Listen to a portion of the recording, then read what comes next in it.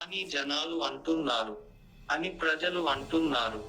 మీరు ప్రజలు ఇష్టపడే దుస్తులు ధరిస్తారా?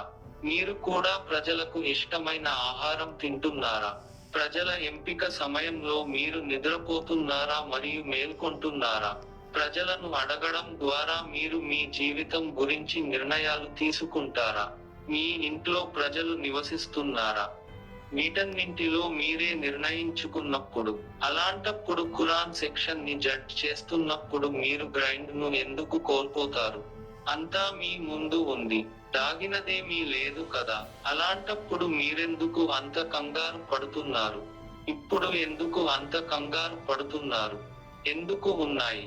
మీ కోసం నిర్ణయాలు తీసుకోవడం నేర్చుకోండి. కొనసాగుతుందా? మీ మీద అంత నమ్మకం లేదా? మీ కోసం మీరు నిర్ణయించుకున్నది మరెవరూ నిర్ణయించలేరు. వ్యక్తులచే నియంత్రించబడటం మానేయండి.